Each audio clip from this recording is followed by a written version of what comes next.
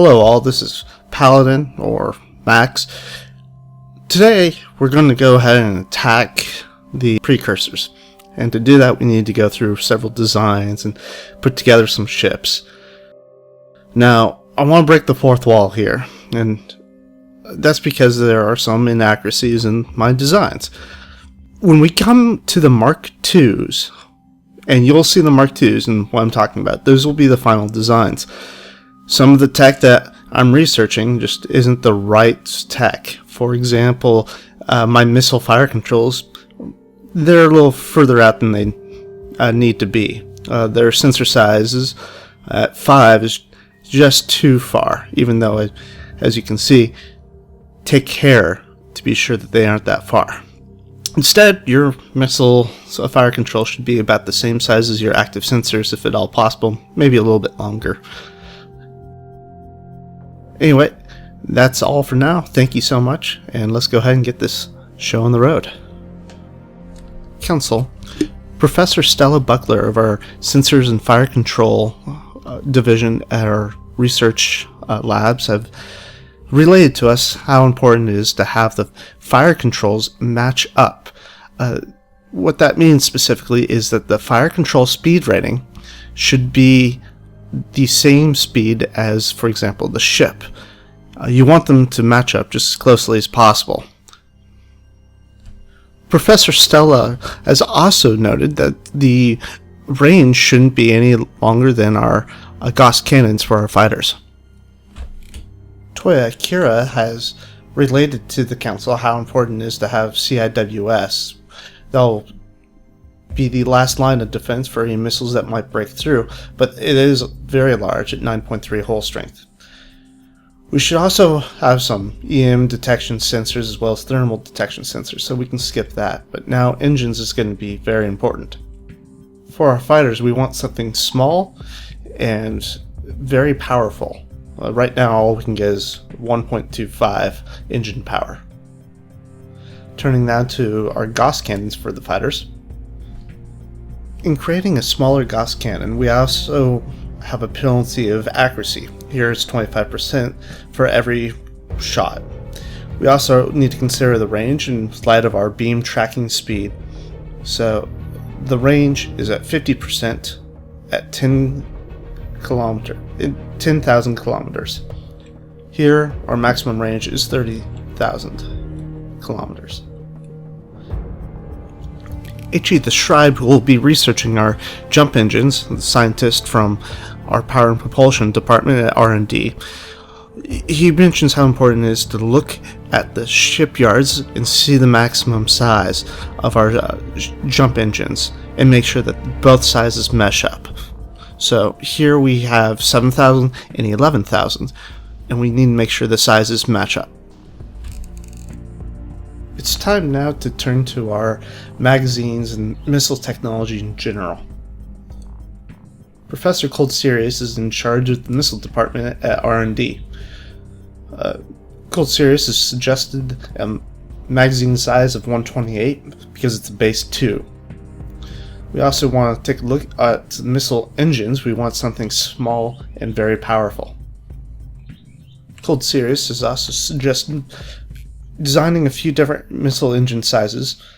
Since the development cost is so cheap, we'll make several of them just to ensure that we have versatility. Professor Cold Sirius has suggested for missile launchers that we have varied sizes. Missile launcher size 1, 9, and 20. That way we have a full range of different missiles that we could fire out of our various ships. Now, we do want to note that our fighters are going to be beamed based and not equipped with missiles. These will be for the carriers and destroyers. We turn back to our beam fire control, which is headed up by Professor Stella Buckler of our Sensors and Fire Control division. Now, we don't have a ship yet, so we don't know how fast the trekking speed should be. We also know that the whole point of a fighter is that they're useless with beam weapons unless they close in. We also need to make the fire control as small as we can. This will involve several compromises. So at the end, we're going to go ahead and reduce the accuracy to 10,000 kilometers. Hopefully we can keep the fighter within range. But we're going to keep the tracking speed up, just in case we need to go over 5,000, which we probably will with the fighter. Cancel now that we've had our scientists provide the designs for proposed components to our ships. Let's go ahead and assign the research projects and allocate funds to do so. I sense a profitable venture ahead of us. For right now, though, we will back off from all the other projects, get rid of those assignments, and then start assigning labs elsewhere, because right now we've only got 16 research facilities. Professor Cold Serious, let's go ahead and address what you are going to research, and we'll go ahead and also queue up a lot of these research projects as well. And now let's turn to Professor Itchy the Scribe, our power and propulsion specialist. He's going to go ahead and have a lot of missile engines to put together, as well as the jump drives and all the engines in general. So, Itchy, you're up. And now Professor Stella will go ahead and research a lot of stuff. She's currently really bad. Hopefully she can improve on her opportunities. But this council needs to see that she is just not a profitable scientist. Council, do we have anything else on agenda? Seeing none, let's assign Blackpool to the Precurosrs. And now let's go ahead and skip for the next few days here until this council comes back together and for a new session. It looks like the Nottingham system has been fully surveyed, so let's go ahead and bring back Lookout 1, who's right on the edge of Blackpool and Glasgow. Lookout 1, you're hereby ordered to return to NYSE, refuel, resupply, and begin an overhaul. Scan complete. We're out of here. Very good. Lookout, let's go ahead and continue on, and let's go ahead and stop here. Now take a look. The Spokane Commonwealth has just given us some compressed fuel storage systems. Compressed fuel storage systems are very important. They're a special technology. You can't just research it. You essentially find it from ruins or a wreck or what have you. I don't know where they got it from, but they shared it with us, and that's the most important thing. Remember, we aren't sharing anything with the Spokane Commonwealth. We also have a shipyard modification. Now that it's large enough, we can have it refit to hold the Freighter Tribal Mark I. In the future, when the Freighter Tribal comes back to orbit, we'll go ahead and try to refit that, but it might be cost prohibitive. We'll see how that goes, but for right now, we'll just be ready when it comes back. Now, I'm sure you're asking where it is. It's out in London right now, and it's going to come back and refuel from the NYSE. I see Commander Neville Linton has been promoted to Captain. Congratulations, Neville. And let's go ahead and continue on for the next few days here. Good as new. Council, we have some new Ark Royals. It's worth stopping here for, placing an order for 4 new ones, and sending these Ark Royals back over to Wall Street A1. You got it, sir. It's also going to be important to go ahead and have a state of our plutocracy. Now, we have a lot of research projects going on. We've already covered that, but we also have a naval shipyard complex coming up. After that are some research labs and then ground force training. Now, speaking of ground force training, we've got a construction brigade, and that will be coming out fairly soon. Now, turning back to our research, overall, we're looking pretty good. Alright, as we continue on, you can see that we are getting some intelligence reports at a speed of about 1,000 kilometers per second. That's probably the speed that we're going to have to beat on the Spokane Commonwealth, although we don't have any idea how fast the Precursors are going. We also had some construction on our shipyard, so we're going to go ahead and address that now, and the council has appropriated some funds specifically for the expansion of these new shipyards. Other than that, let's go ahead and adjourn for the next 90 days. It looks like we have a little bit of a minor emergency. Lookout 1 has reported that they have low fuel. Let's go ahead and do the math here, and it looks like they'll be fine. Let's go ahead and adjourn for a... Wait, hold on. Now that we have some more information, let's go ahead and stop the 90 days here and go for a special session. First things first, let's add a new slipway to the shipyard. Since Professor Cold Sirius has already completed all of our racial technology, specifically the design components for our ships, we're going to reallocate the labs. Specifically, we'll take away Cold Sirius's labs and give them to Stella. Now, as you can see, Stella has quite a bit of research to do. We want to be as efficient with our resources as possible in order to create more wealth and have a good foundation for our military. Let's go ahead and adjourn for the next 90 days. What I want to do is audit the orders from our lookouts right now. Also, now that our tribal has come back, we'll go ahead and take a look at refitting him, but it looks like cost is prohibitive. We're going to go ahead and just simply make a new one. We're going to go ahead and play without auto turns at the moment. That way we can respond to new events faster. And here we have an inactive lab. We're going to go ahead and assign that to Itchy the Scribe.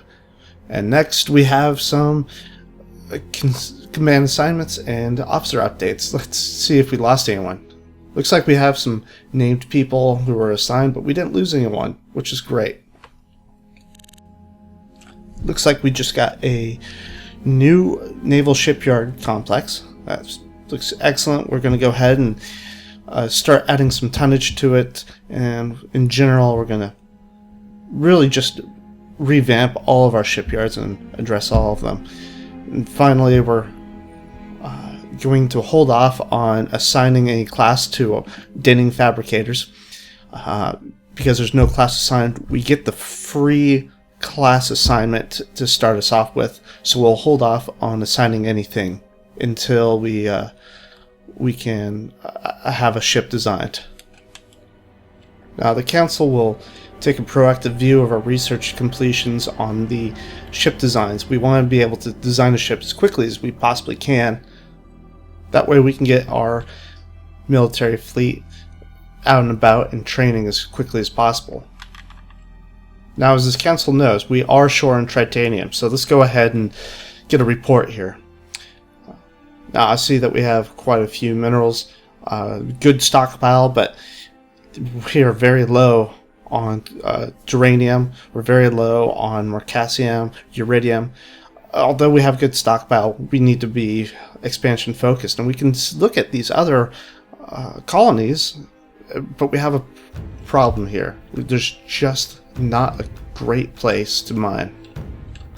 Let's also build some mines and mass drivers over here on Anfield. On Anfield, that's going to go ahead and get us set up for future expansion within the system. It's going to be very important for Professor Lick 3 to hurry up. Let's take a look at the Liverpool system here. Liverpool just doesn't have titanium, which is going to be incredibly bad. And it has very low accessibility of Randite. Liverpool's not going to be the best place for expansion. So you know what we're going to do? Looking at Liverpool A1, it's a pretty rich place, but I don't want to expend any resources for it. So what we'll do is delete the colony that's currently on there.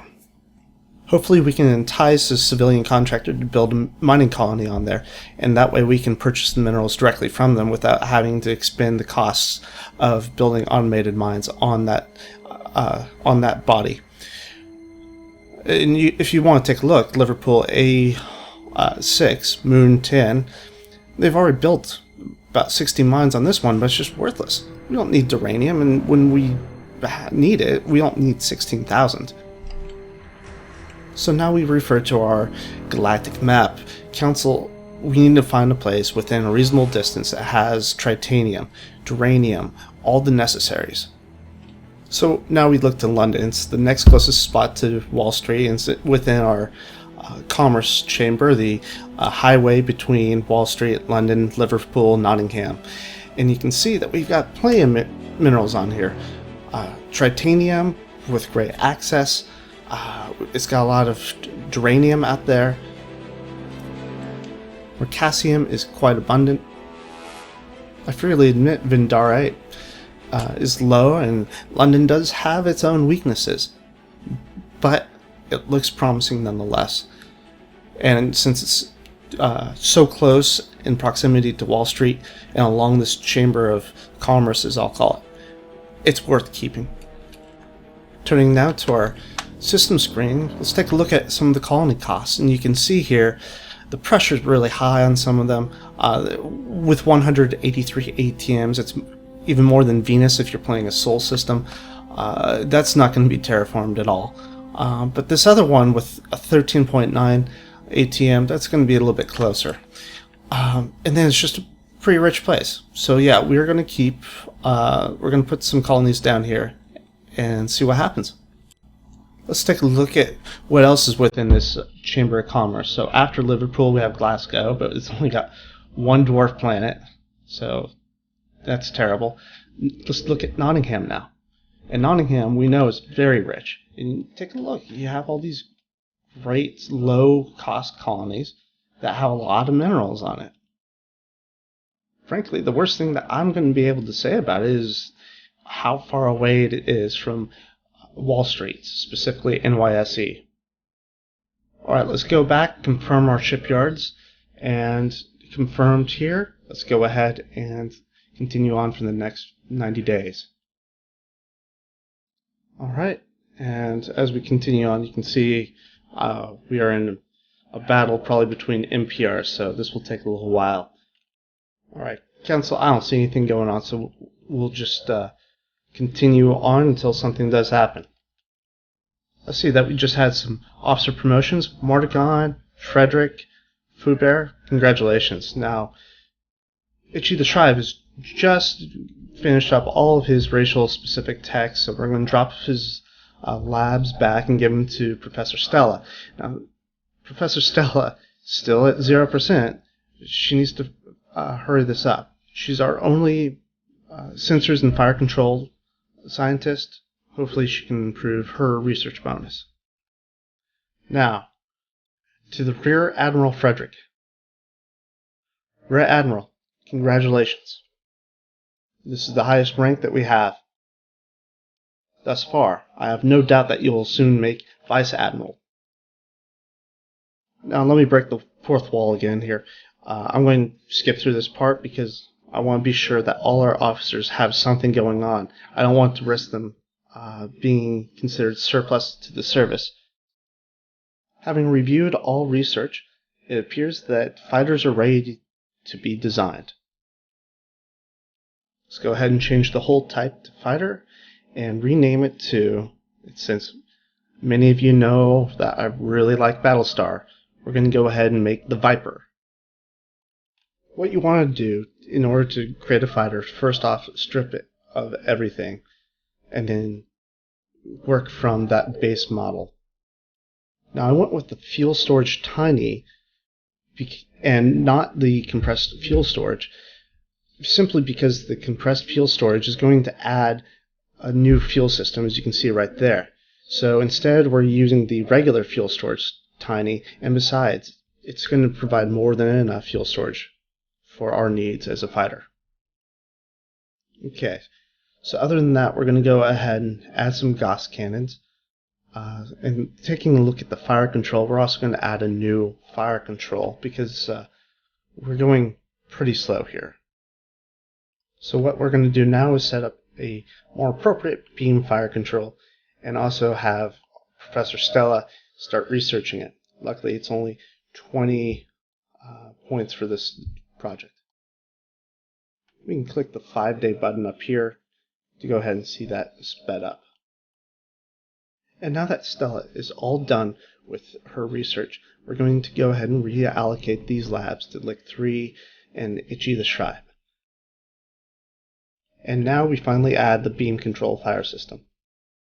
You can actually see that the tracking speed of the Gauss cannon is 4,000, and it doesn't match up with our fire control, which is 5,000. That's okay. It's about as close as we're going to get anyway. We do have the maximum range matched up. Now we want to be sure that all commanders can take charge here, so we will change the minimum rank to Lieutenant Commander. And going back to the design, we're about 3 times the tonnage of our space shuttle. Because they are fighters, we must go to the industry screen to build them. These Viper Mark 1s will be built by our fighter factories. Unfortunately, the production rate at 437 is very low. So what we'll do is cut off the 2 extra ground force training units and go ahead and start building new fighter factories, about 100 of them. That'll speed up the rate at which our Vipers will be created. And you can see that we're going to be done in 2061 unless we can get some new fighter factories out. Alright, now before we adjourn, the Council is going to turn to our new shipyards and be sure that they are being expanded, both in terms of tonnage and slipways. Alright, let's go ahead and adjourn for the next 90 days. Council, I must be the bearer of terrible news. Defense Minister Toya Akira has died. He will be sorely missed. His work will be carried on. Alright, as always, our shipyards needs new orders, and we're going to go ahead and retool this one for the new Ark Royal. You can go ahead and increase the Ark Royal production. We're also going to go ahead and scrap the old Tribal since the new one has been built. Now we'll make sure that Mordecon is in charge of the new Tribal. After reviewing the event logs, it appears that all our research has been completed, so what we'll do now is reallocate the labs and make sure Stella, being the only sensor and fire control scientist that we have, we'll make sure that she has at least one lab from which to train. It is now time to design the Vanguard carrier. Now we're going to go ahead and up the deployment time to 24 months, and looking at the engines, it looks like I forgot to make one design, a 50-hole, reasonably powerful engine. So we'll design a new one here. We'll also have Professor Itchy the Scribe research this new engine. Alright, as we continue on, it looks like we got a promising new officer. His name will be Jim Harrington. He's one of my newest subscribers, so Jim, congratulations, you're a promising new officer. Looks like the Spokane Commonwealth is a little bit ahead of us in the Defense Department, and they've provided us new information on a new type of armor that we do not have yet. This new armor is what we were researching currently, so what we have to do is reevaluate our research options again. Looks like the old Tribal's been scrapped, and what we need to do is disassemble the parts for scrap as well, and we'll get minerals out of it. And we also need to expand this shipyard for another 10,000 tons. Alright, let's carry on. At this point, we need to get some new ground units. We're going to go ahead and build another one, and we got a promising new officer. Go ahead and name him based on another new subscriber, Gilly 191. Looks like we got here just in time, sir. Yes, you are, Ark Royals. Welcome to the show. Go ahead and join the Terraformers over at Wall Street A1. We're on our way. Now, this is taking a long time on Wall Street A1. As you can see, the environmental controls are just, the annual production is very slow, especially given how much pressure that we need to remove from here. We're talking about, I think, 200 years if I'm doing the math right. This council suggests that the Ark Royals be moved to another planet, whether they can be more effective. Because right now, because the greenhouse pressure is so high, they aren't doing anything. As this turn progresses, I'll try to explain. As you saw, the greenhouse pressure was at around 8, but the greenhouse factor was at approximately 3. Now, that 3 will not be reduced until we get the greenhouse pressure to around 3.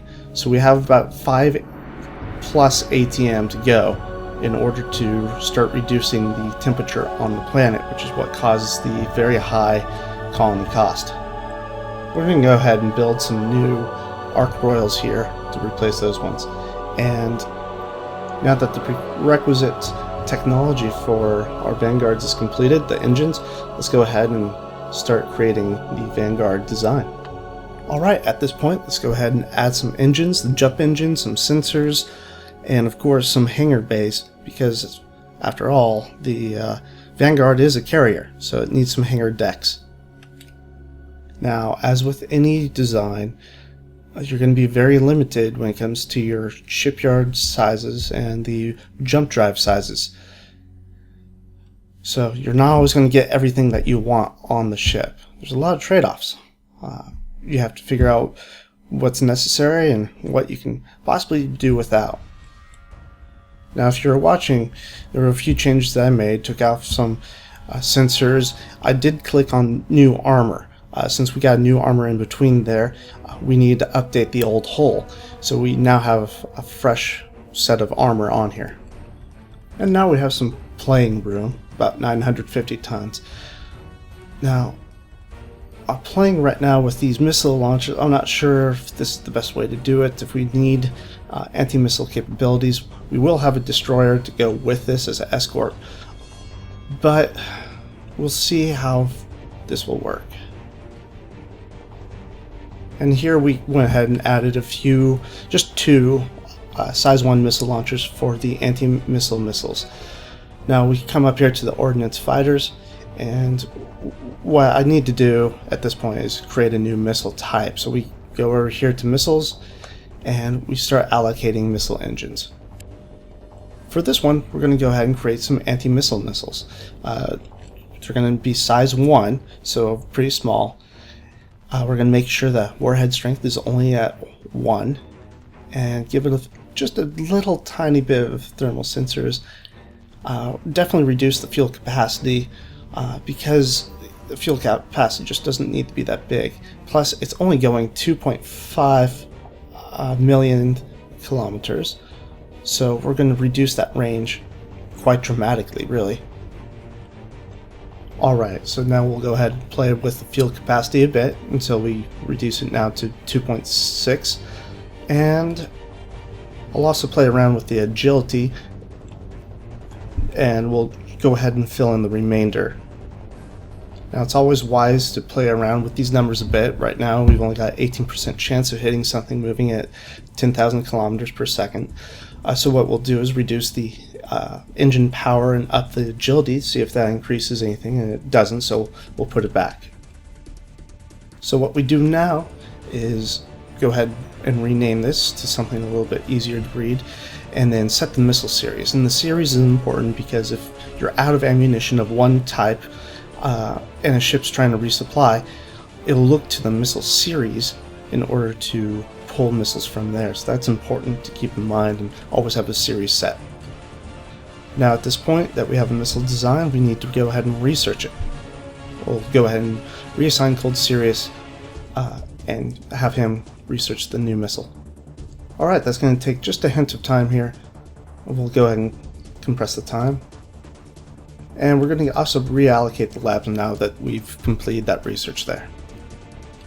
Alright, Wall Street Cats are going to go ahead and have the design updated, so we have some new missiles that will automatically deploy upon building the ship, and then also the Vipers will deploy as well when rebuilding the ship. Now, we can do this with missiles, and we can also do this with our Vipers, our fighters.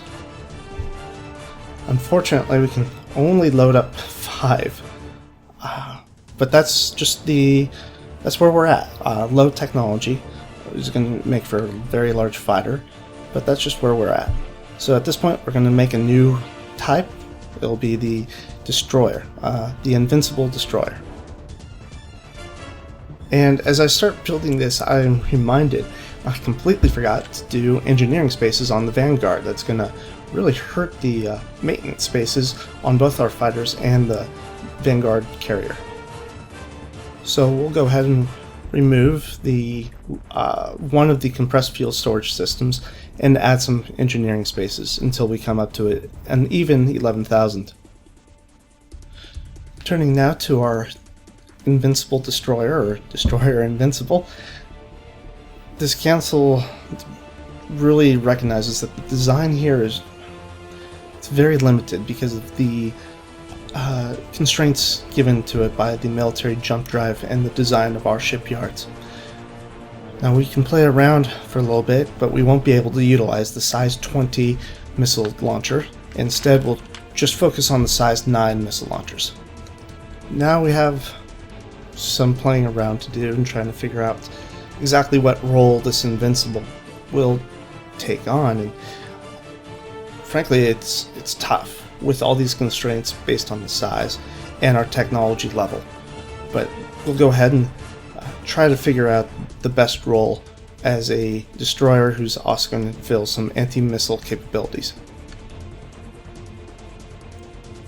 The design will take some time to hammer out and try to figure out what's the best things to put in here, but in the end, some engineering spaces will be the best thing for the design.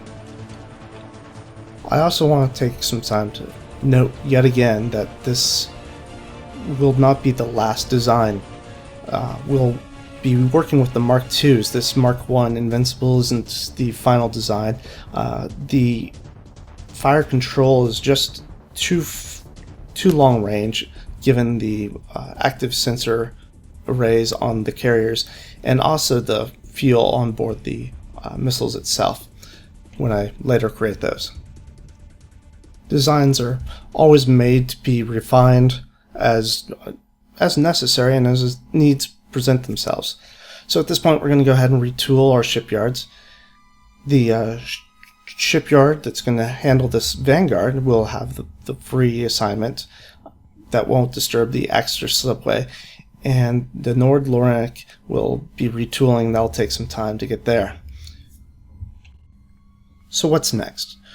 We're going to create the broadsword tanker. Now we'll call it a support vessel because it's going to be dual purposed on holding fuel and supplies for our military fleet. It'll be moving a little bit faster than our fleet and will act as a kind of forward operating base. It's important to check the box up here that says tanker. So this council is going to play around with the design a little bit here.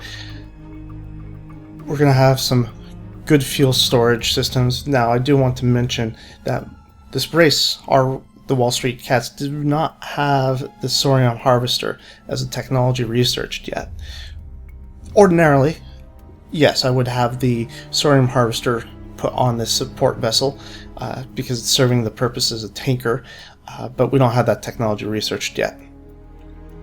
Now, because it's a commercial vessel, we'll make our old-made commercial shipyard to be able to produce the broadsword.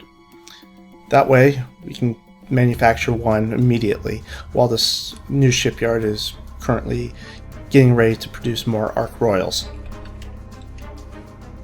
So now, at this point, we'll go ahead and change some industry. We'll reduce the number of Vipers that are being created, and now we'll go ahead and move on till the next 90 days. Alright, so let's take a look over our most previous reports here. Now that we've settled that we're only going to use the size 9 missile launchers on our Invincible Destroyers, we're going to go ahead and design that new missile. I do want to explain my warhead strength. Now, a lot of experienced players would say you need to have a value of 4 or 9, but as Professor Lick 3 in real life, put together a little program to demonstrate that the halfway point between perfect squares is very effective if you just can't get up to the next perfect square. So here we're going to do a value of 7, which is in between the values of 4 and 9. Next, we're going to make sure that the missile range matches with our sensor ranges on the active sensors. So let's take a look at our biggest engine, the 5EP, and we're going to go ahead and just change the fuel capacity to get us to where we need to go, and then change the agility to round out the missile to size 9. Now don't forget, add a few sensors to be sure that these missiles won't self-destruct once their target is destroyed or is lost. Now, it's always a wise idea to check your intelligence screen for the enemy speeds. You want to be sure that your missiles can intercept those speeds at a reasonable percentage chance of hitting. But unfortunately, we don't have any information on their speeds other than this 10 kilometers per second. But at this point, since we don't have enough information, we'll go ahead and up the warhead strength and play around with the agility until we get the best chance to hit. Alright, now at this point we go ahead and rename the missile. We'll put it in a missile series of anti-ship missiles, and then we'll research the missile itself to be prepared to put into our Invincibles. We also have an exceptional new officer, and we'll rename him my newest subscriber, which is Wizard531. Scan complete. We're out of here. Right you are, Lookout 2. Come on home. Yes, sir. Alright, let's go ahead and continue on and see what the future holds for us. Looks like Lookout 6 is on his way home, and he has plenty of fuel to make it here. Alright, and now we have Cold Sirius. He's completed the missile, and we'll go ahead and switch back to the Invincible ship and load him up with these new missiles that Cold Sirius has built for us. Let's go ahead and take care of research at this point. Now Lick 3 and Itchy the Scribe will go ahead and continue on their work, and we'll give them an equal allocation of labs, and we'll go ahead and let Cold Sirius continue on his research, but only with one lab. Unfortunately, that's all we can spare him. Now at this point we're going to go ahead and assign some orders to our new cargo ship, Tribal Mark 1, and we're going to go ahead and send them off to Nottingham. We'll rename it to Nottingham, Maine, and we'll go ahead and start getting some infrastructure over there. Let's go ahead and go another 90 days here. Well, that was a rich turn. A lot of things going on. Let's go ahead and start off with our shipyards. We want to add another 2,000 tons on our new shipyard. And at this point, we're going to go ahead and build our 8 Invincibles. I think the Wall Street cats are starting to face a very serious problem here with uranium. This council has recognized this problem in the past, and the council has suggested that we look outside the Wall Street system. I think we can all concur that the London system is a good place to do that, but we need to start conserving our uranium and being careful to not go too far with uranium. Now we've got some places that we need to look to for more mines, and frankly we're just not in the best position right now because of our very low tech level and our inability to get to the next level since we're so focused on wealth. But wealth is where the true power of this government lies, and remember, we're not power gaming, we are role-playing. Now, we again have a serious issue here in Wall Street A1. Our terraformers, the arc royals, are going extremely slow and just have not affected any change on Wall Street A1. Again, the council recommends, and this order was not carried out, but the council recommends changing the target fleet and also investing more research into the terraforming rates. But right now, that's just not an option with the Precurosrs breathing down our necks. Alright, now that we have the new missile researched, what we can do now is start building it at our missile factories. So we'll go ahead and do that now. And at this point, we'll go ahead and wait for the next 90 days or until something significant happens. Alright, good turn. At this point, what we'll do now is rename these new shipyards now that they are fully completed and ready to start churning out those Ark Royals. We'll also go ahead and give out the unallocated inactive lab to Lick 3. Now let's go ahead and contract with the civilian fleet to get 200 new mines over to Anfield and start producing more minerals over there that we would be able to pull back to NYSE. Alright, let's go ahead and adjourn for the next 90 days here. Since I'm going to have the Viper Mark 1s floating around space on Earth, I would like to go ahead and change a little bit on the Viper Mark 1.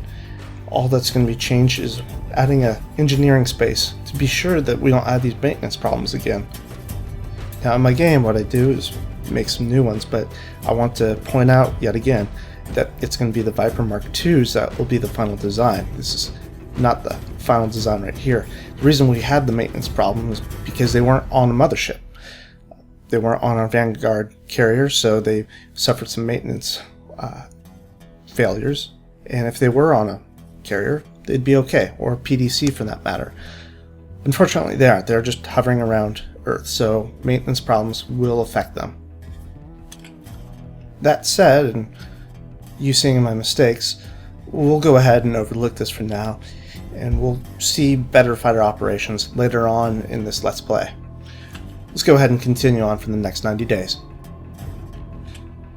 And it looks like Rear Admiral Frederick has retired from the service. He was the commander of Fleet Headquarters, and we all salute him. Doesn't look like we have anything else going on as far as officer updates.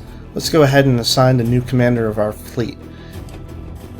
And looks like Mordecon, the highest ranking officer that we have, the drunkard who started off in a lowly cargo ship, has now become our fleet commander in charge of all naval activity.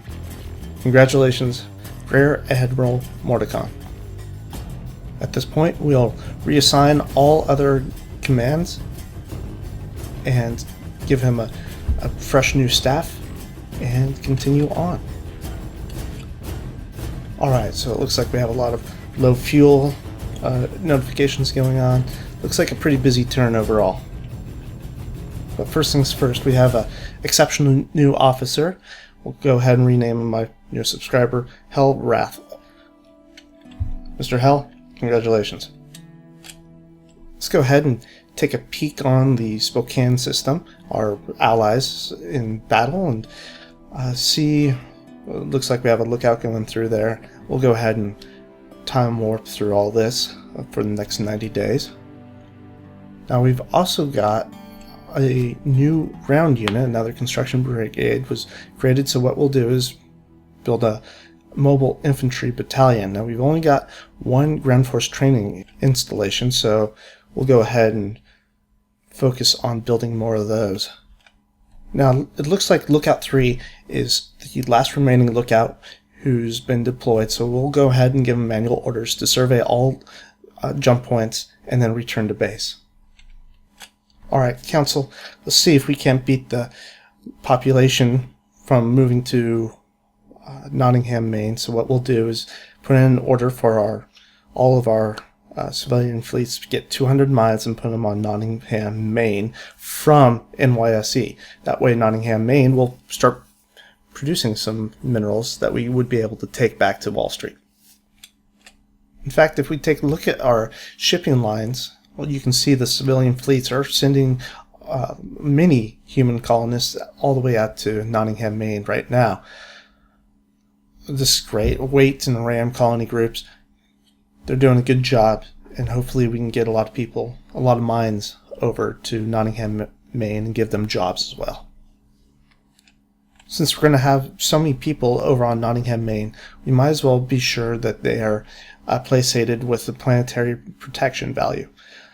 We'll go ahead, since we've created these previous placebo components, we'll send them out to Nottingham, as well as some construction factories to get the PDCs assembled. Admiral Mordecon, can I get a report on the Blackpool system? Wait a second.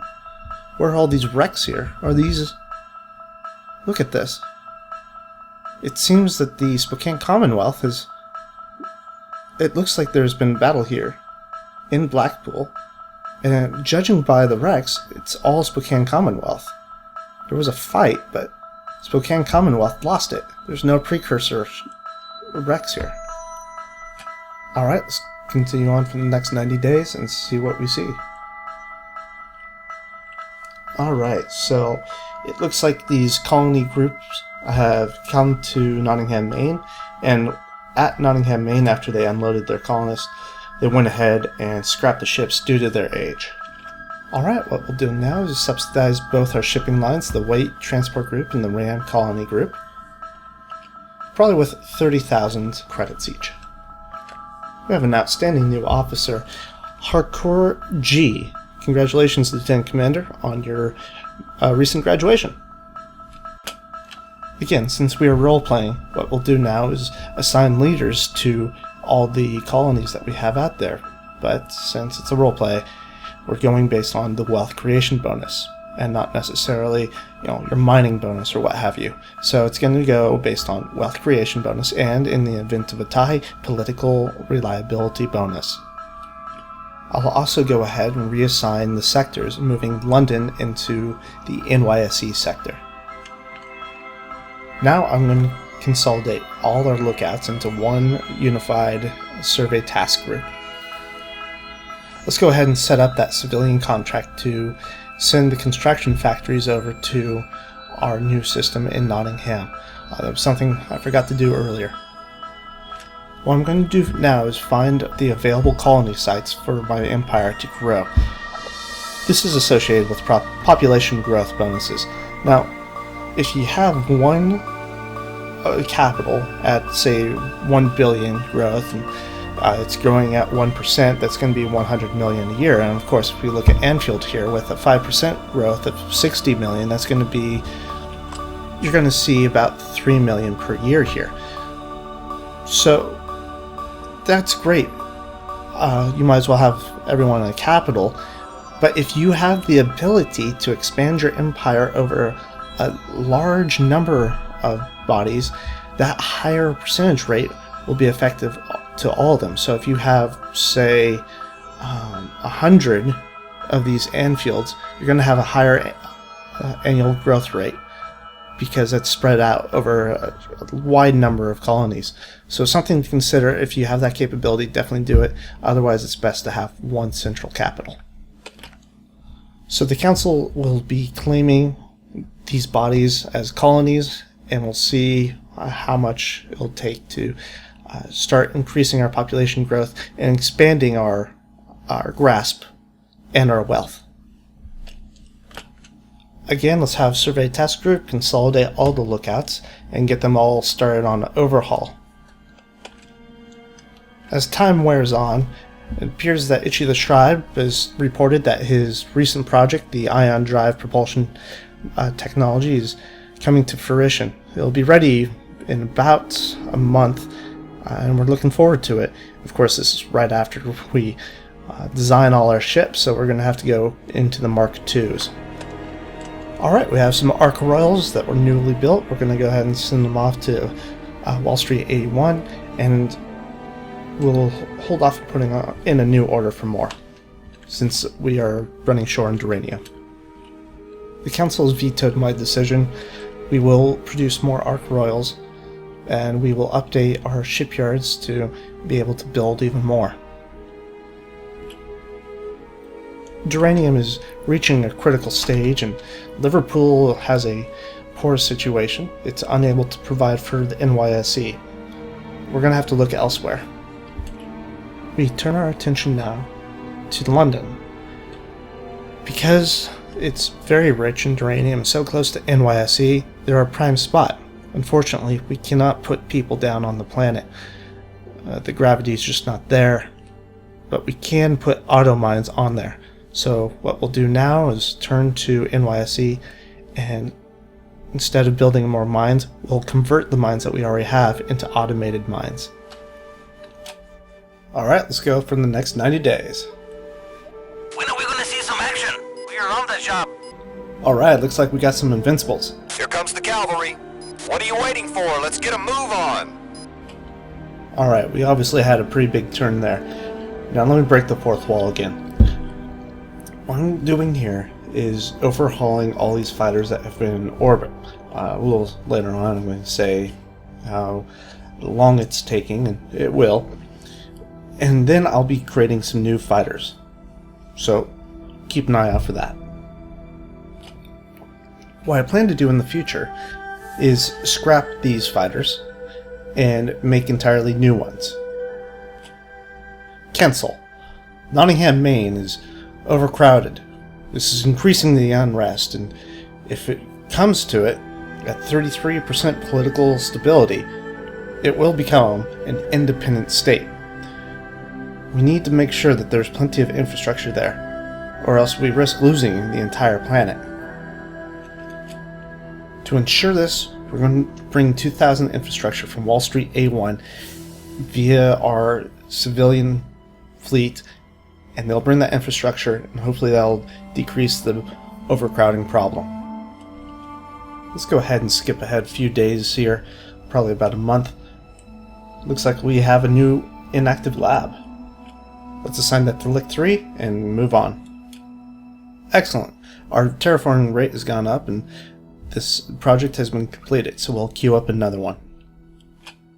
Unfortunately, our annual production rate on Wall Street A1 is still very slow. Let's go ahead and continue on for about 90 days here. Hopefully we can get some action. We just had a lab built, so we're going to go ahead and stop this here and then give this to Itchy the Scribe, who will continue on his power and propulsion. Now that we have ion engine technology, we're going to go ahead and update our ships. Let's go ahead and get the prep work for the Invincible underway, and we'll call this the Invincible Mark 1. At this point, we're going to go ahead and up our engine power to 0.7, which will keep the fuel consumption low and make the engine size 50 whole sizes, which is the biggest it'll go, and that'll keep the fuel consumption down as well. At this point, we'll have Itchy the Scribe stop what he's doing and start researching this new engine. Skip a few days here as the council begins to realize that a new line of Vipers is the right move. First, we're going to create a new engine. It'll be as powerful as our technology allows and be 2 whole sizes, which will help with the fuel consumption. Next, we'll have Itchy the Scribe start researching this, and we'll go ahead and reevaluate all of his plans right now for technology. At this point, we'll wait for Professor Itchy the Scribe to finish up his research. At this point, we'll create the Viper Mark II. This model will be combat tested and approved. This will be a dual engine fighter designed to close in on the enemy and tear him to shreds with its Gauss cannons. Now we'll go back to the Vanguard, and it's always wise to reload the preferred strike group. Right now we can only hold 4 Vipers, before it was 5, so we're going to have to reevaluate the design on the Viper Mark II. What we're looking at is the exact class size. That exact class size will be what the Vanguard can fit inside its hangar deck. We need to reduce the exact class size by 0.09. The Council decides to remove the engineering spaces of the fighter. They'll bring it down exactly to where we need.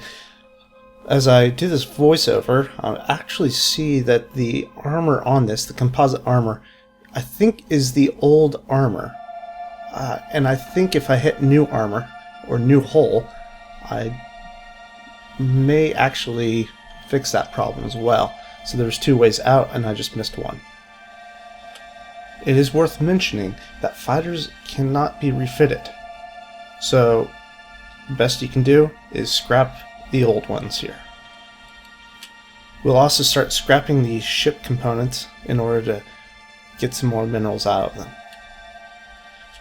ordinarily, we don't usually scrap components that are still usable, but in the case of fighters, they aren't built like regular ships.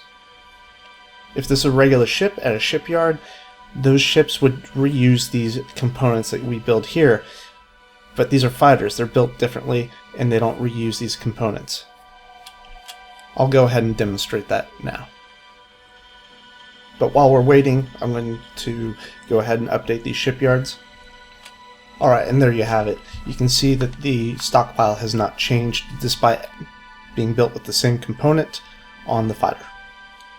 Also, you can see by this commercial ship, the F3, meaning freighter 3rd level of propulsion technology, that means that these freighters are now going to be going a lot faster. Alright, let's go ahead and go through the next few days here. One thing that I forgot to do was, in the industry screen, assign the fighters to a new task group.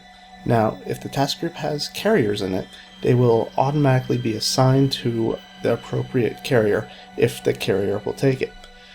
Here, the Vanguard will be able to take the Viper Mark IIs, so there won't be any problem there. Looks like Lookout 3 is really taking his sweet time out here. Hopefully he can hurry up and come on home. We're looking forward to having him back, and we don't have to worry about these maintenance problems any further. Let's go ahead and go through a couple turns here. Alright, excellent. We have a new Viper Mark II. You can see that it was assigned to the battle task group. This is good. You can see that it was assigned to the proper carrier, and we'll go ahead and go through how to reorganize the squadrons. To start organizing our fighters, go to the Fighter Squadron screen. From there, click on Reorganize Squadrons, and you can see which Viper Mark IIs are unassigned to any squadron. Next, click New, and that'll create a new fighter squadron. Change the official name to something that makes some sense. Personally, if I'm going to put them on Vanguard 1, I'm going to change the official name to Vanguard 1 and keep the nickname the way it is. Now we take a peek at the details of the fighter squadron, the Puke and Dogs. You can see Viper Mark II's numbers 1 through 3 are not assigned to any mothership. Click on Assign, and you can see that they're assigned. Click on Recover, and you'll see that their location is actually on the deck of Vanguard 1. And that's really all there was to it. We'll go into that a little bit more in depth later on. Alright, at this point, we're going to go ahead and continue on. Hopefully we can get about 20 Viper Mark IIs available to us so that we can go ahead and attack the Precurosrs in Blackpool. And actually, before all that, we're going to go ahead and change some of the designs here. Specifically, we're going to change the Vanguard and Invincible to a design with better engines, the ion engines. Now, we have a lot of technology on the screen already, so we're going to go ahead and select some of these and start obsoleting some of the components. We'll never need the 10 EP nuclear engine again. We don't need a lot of these.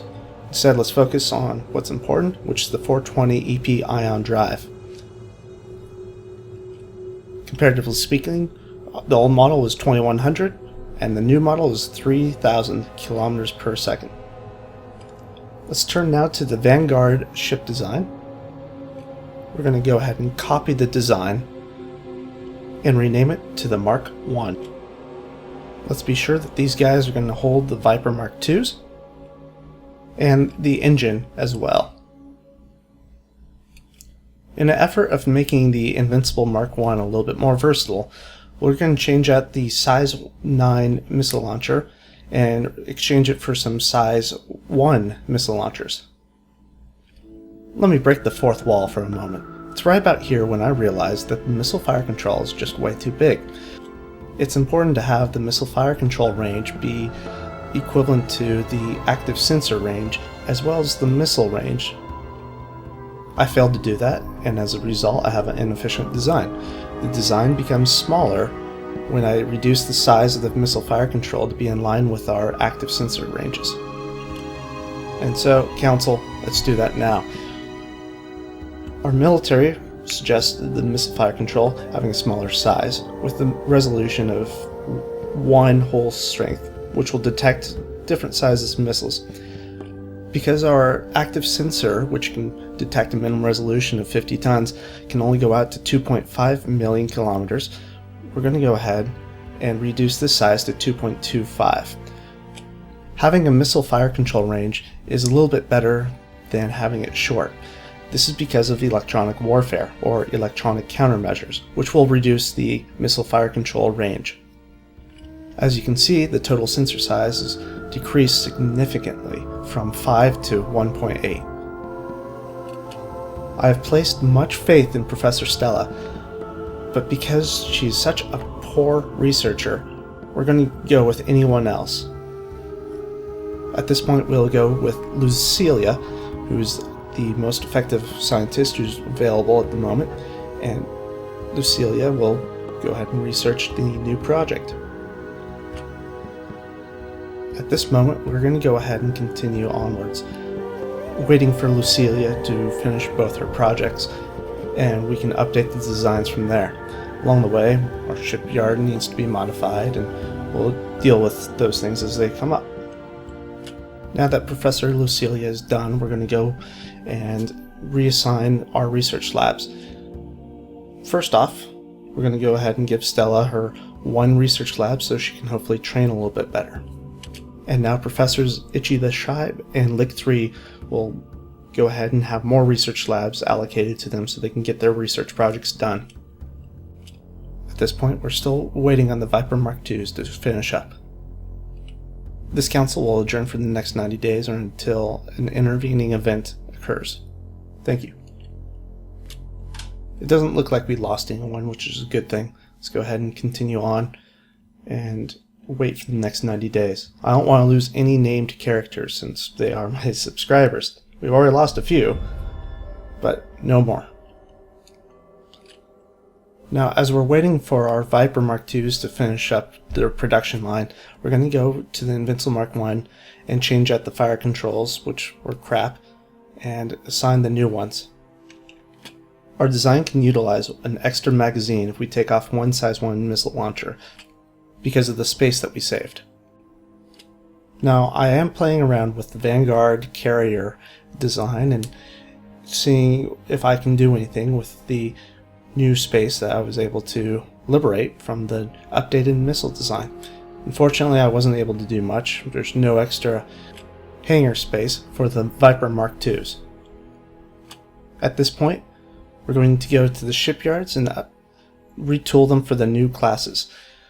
This won't take very long because the difference between the ship classes is very small. Consequently, the time to retool these shipyards will be a lot shorter. We now add one slipway to our newest shipyard and continue on. Let's go ahead and jump to when these shipyards are modified. And here we are. Simnus Shipyard, the producer of the Vanguards, is complete.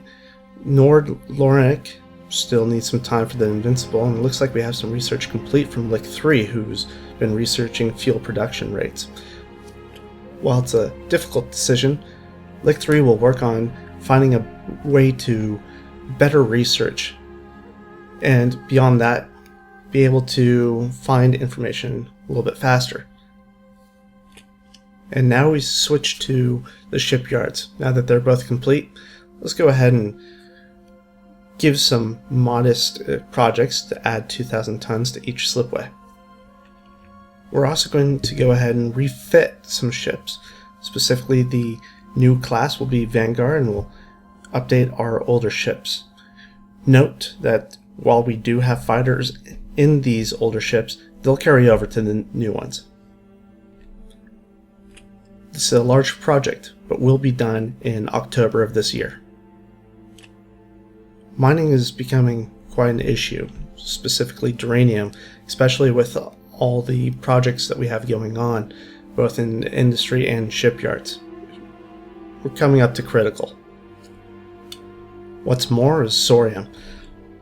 Necessary for fuel, having a shortage of thorium means everything drags to a halt. If we do not have access to thorium, we don't have access to fuel and everything drags to a halt. There's ways to get about that, but they're difficult. As you can see, very few of my colonies have access to any good amount of sorium. What's more is these contracts have not been fulfilled yet. Our civilian fleet's going very slow, so we're going to have to subsidize them in order to make sure that they continue to build ships. A subsidy of 30,000 credits each seems to be equitable. Now with all that done, let's carry on. In the meantime, we will be reducing the number of Vipers that we're producing so that we have exactly 20 and not 40 as we had built earlier. And let's continue on. As you can see, we have a power and propulsion project by Itchy the Scribe. It's about to complete, but jump drives are very expensive in terms of research investment, so we won't be updating the Vanguard or the Invincible because the jump drives are just too hard to do. At this point, we'll queue up all the new projects for Itchy the Scribe, and we'll do the smaller ones just so we can get them out of the way. Alright, let's go ahead and continue on for the next few days here. Go about 15 days and just see how things look at that time. Our civilian manufacturing is slowed down, so we're going to go ahead and subsidize both shipping lines again for about 30,000 credits each. Alright, we just produced a bunch of new Arc Royals, which is excellent. We're going to go ahead and give them the typical orders. Since we've been using the same orders over and over again, what we'll use is an order template. To use an order template, simply create the actions that you want the task group to do, press save, enter a name for the order template, and press enter, and you can close it. In the future, you can click on the Arc Royal order template and press use, and it'll restore the orders that you previously did within that system. Alright, let's go ahead and take it production period by production period every 5 days until we have the Viper Mark IIs finished and complete, and the refitting complete as well. We have a promising new officer. As such, we're going to go ahead and rename him my newest subscriber, which is Nicholas Pace. Lieutenant Commander Pace, congratulations for joining the fleet. Let's turn auto turns back on, seeing as we have a report saying that the Vanguards will be completed in exactly 90 days. Let's go ahead and skip ahead until then. Hold on, wait a second. Seeing as time has slowed down, let's switch over to the Blackpool system. It appears that there might be some fighting between NPRs and it might be centered in the Blackpool system. Let's go ahead and pass some time and see what happens. Oh wow, what a treat. Looks like the Spokane Commonwealth is engaged in battle, but they're losing yet again. We have some life pods from the Quintana class. And just like that, they're gone after 5 days. I wonder who recovered them, the Precurosrs or the Spokane Commonwealth. Looks like the battle's over, so let's go ahead and continue down 5 days. Alright, well this is strange. It looks like the Spokane Commonwealth and their home systems turned on their active sensors for some reason. It's strange, I'm not sure what that was about. I don't see any activity in their area. Definitely a little bit odd. No diplomatic changes. We still have trade access. We're still allied. I'm not sure what that was about. Alright, excellent. Our Invincibles have just been refitted with the newest engines. They're incredibly fast now.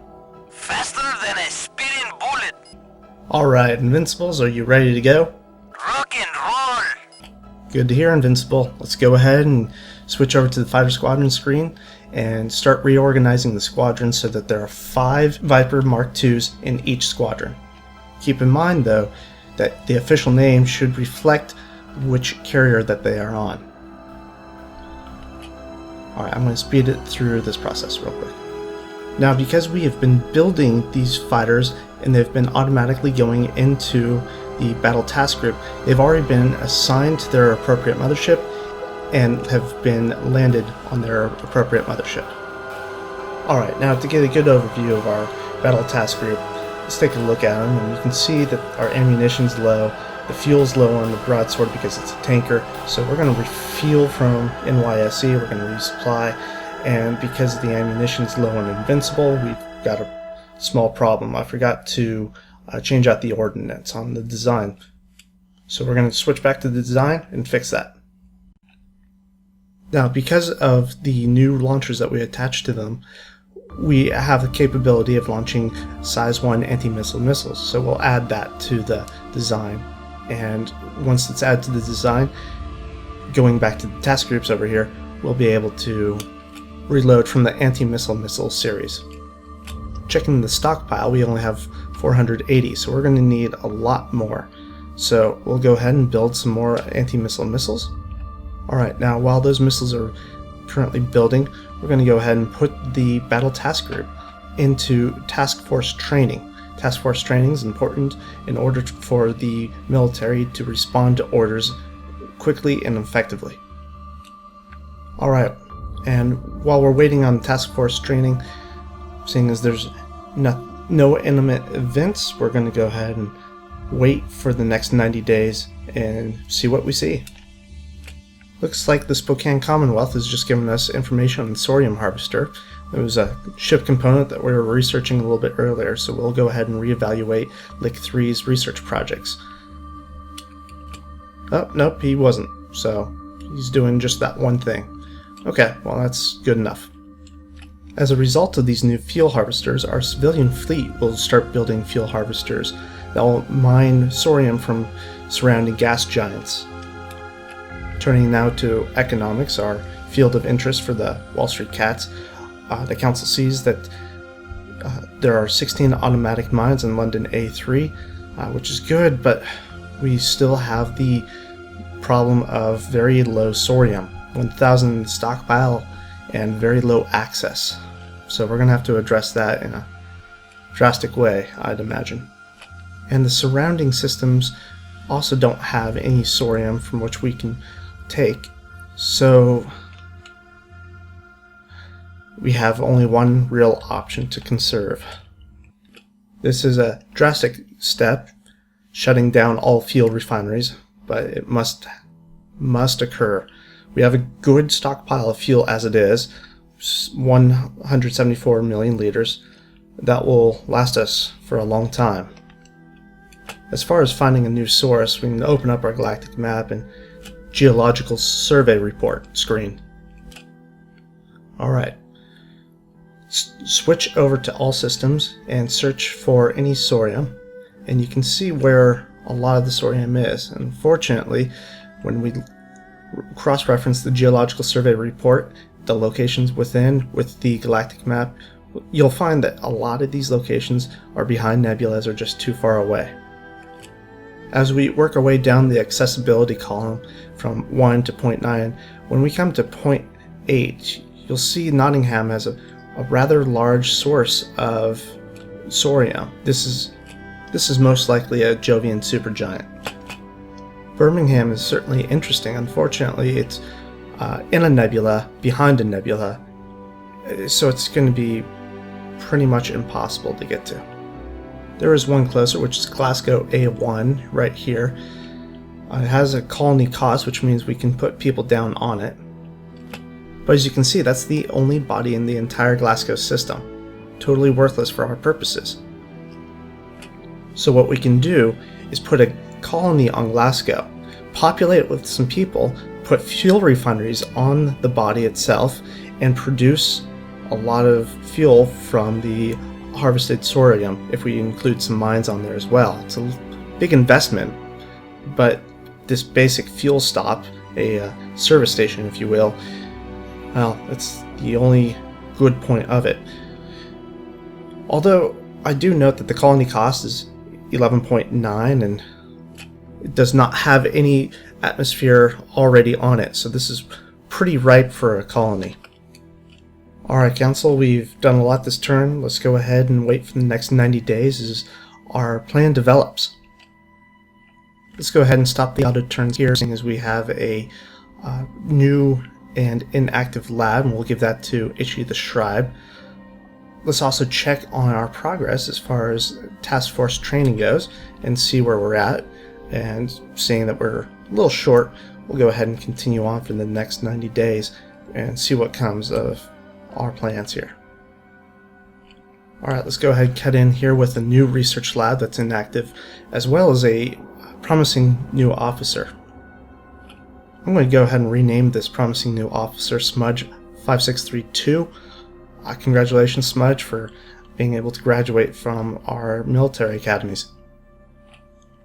Let's also give Lick 3 the new research lab, that way we can balance the labs between Itchy the Scribe and Lick 3.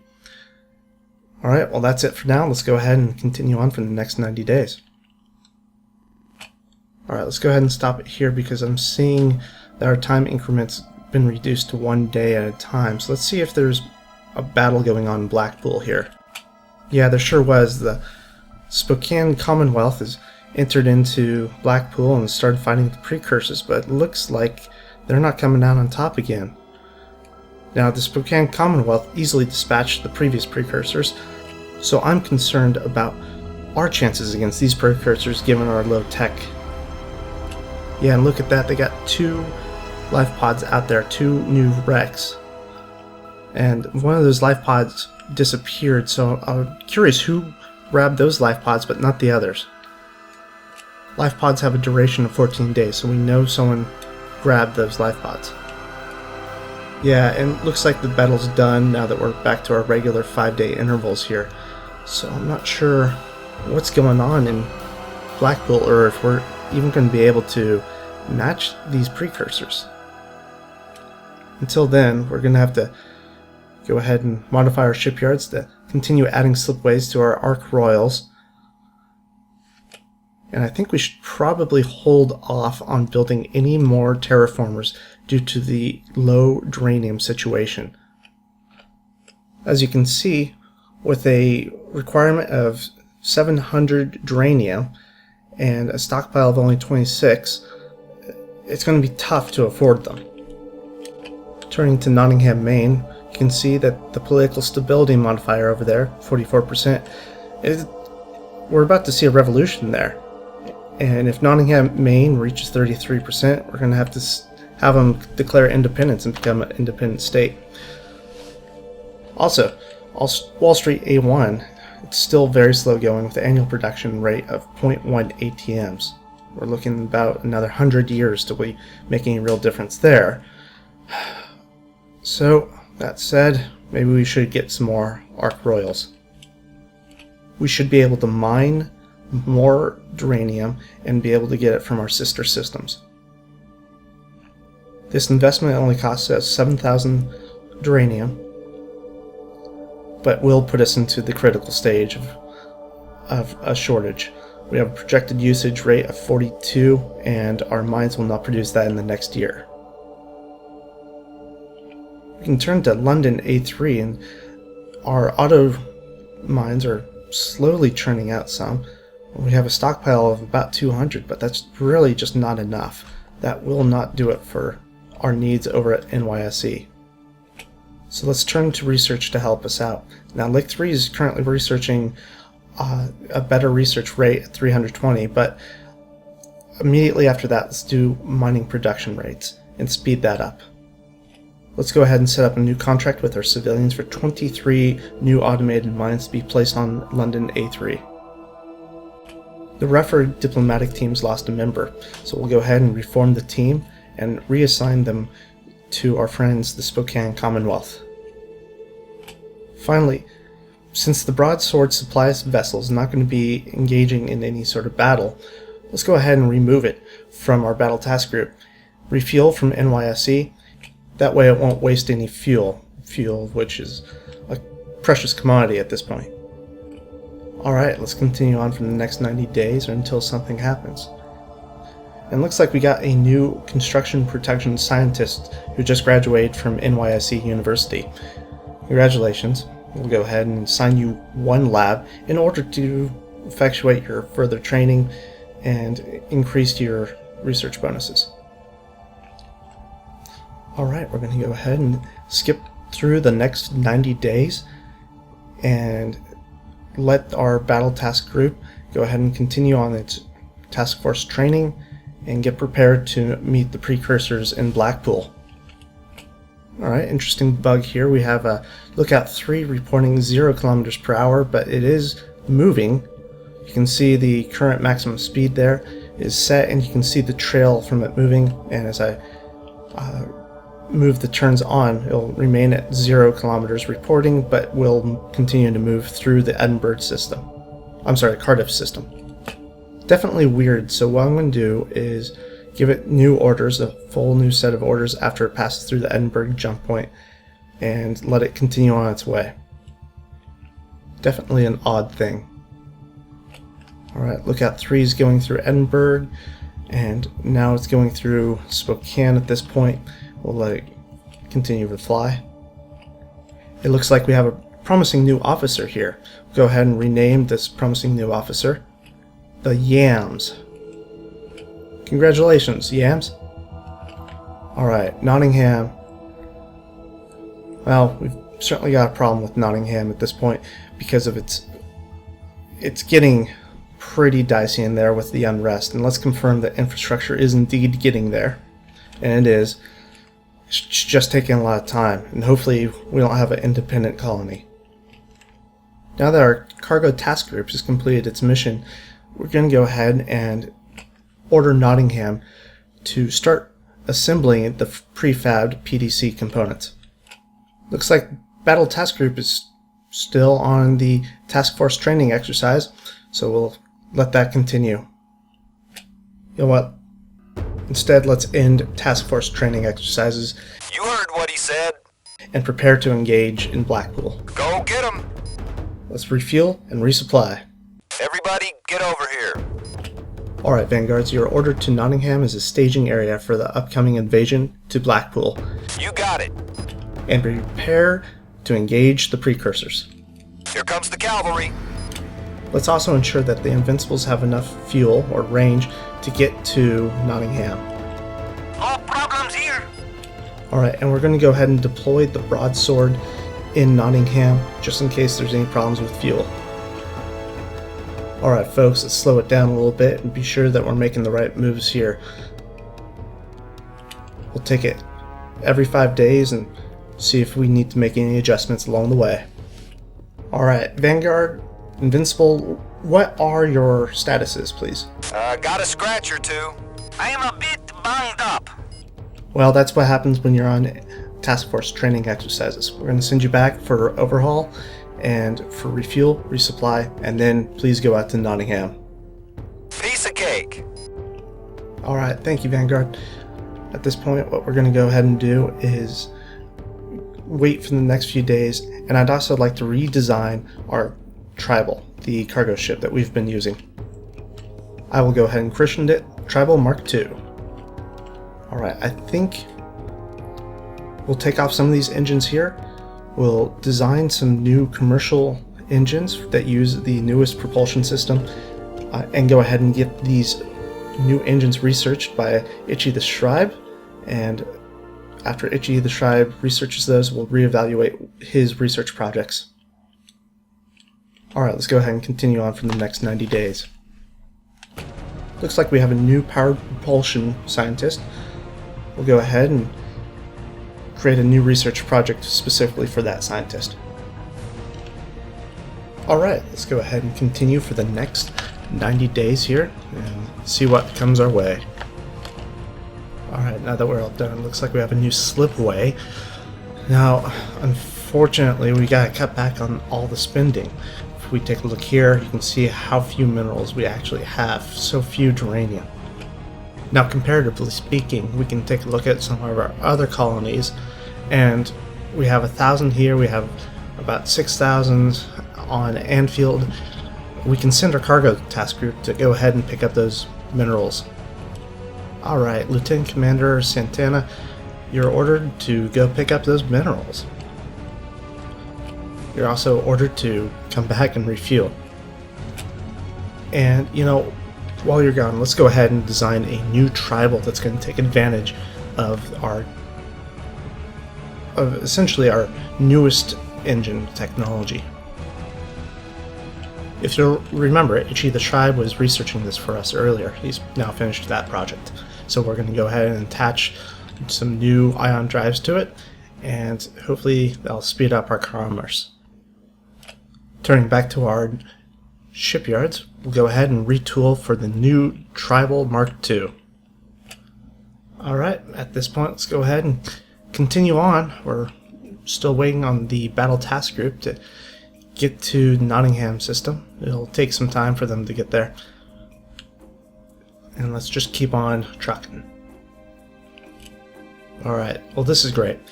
We have a bunch of new Ark Royal terraformers, so let's go ahead and take care of that. Now, because of our really desperate situation on Duranium, we will not be able to produce any more. Not like this, not when we have so much else going on. So let's go ahead and give them the orders to detach from the shipyard as normal, and then tell them to join the terraformers. Now, take a look here. This is how to use the order templates. You click use here, and it'll load up those orders. Alright, so that's that. Alright, looks like our battle task group has finally arrived in Nottingham.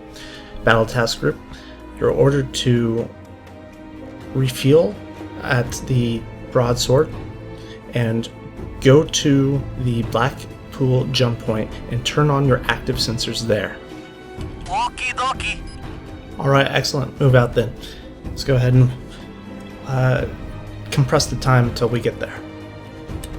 Alright, it looks like the broadsword is running very low on fuel. Broadsword ordered back to NYSE to refuel. Once you refuel and resupply from NYSE, you are to return to the Nottingham system to provide service and support to the Battle Task Group. Battle Task Group, you're hereby ordered into Jump Point Blackpool. Good hunting.